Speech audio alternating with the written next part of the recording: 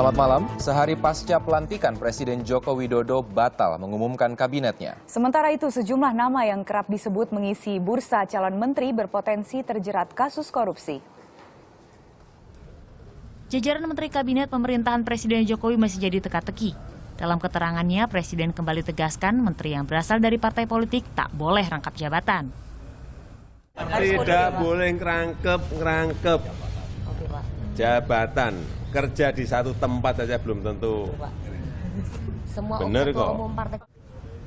Sebelumnya, Presiden Joko Widodo sudah mengevaluasi calon menterinya berdasarkan rekomendasi Komisi Pemberantasan Korupsi dan Pusat Pelaporan Analisis dan Transaksi Keuangan atau PPATK.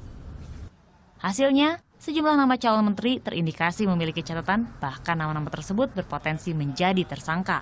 Di antara calon yang disampaikan oleh Pak Jokowi itu sebagian ya itu ada catatan bahwa kemudian Pak Zul ya yang kemarin menyampaikan di stabilo merah gitu ya, mungkin istilah ini kali, istilah gradasi ya. Nama-nama calon menteri Kabinet Jokowi JK yang berpotensi terjerat korupsi antara lain Rini Sumarno.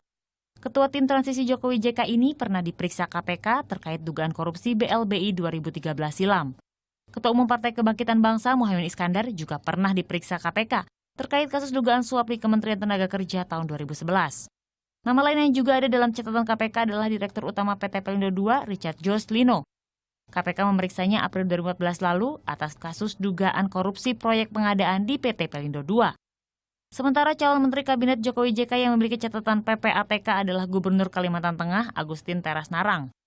PPATK menemukan transaksi pencairan cek di rekeningnya dari PT Sampit dan pengiriman dana dari PT Prima Coal 2008 lalu. Kabinet bersih adalah PR pertama yang harus dirampungkan pemerintahan baru yang dipimpin Presiden Jokowi.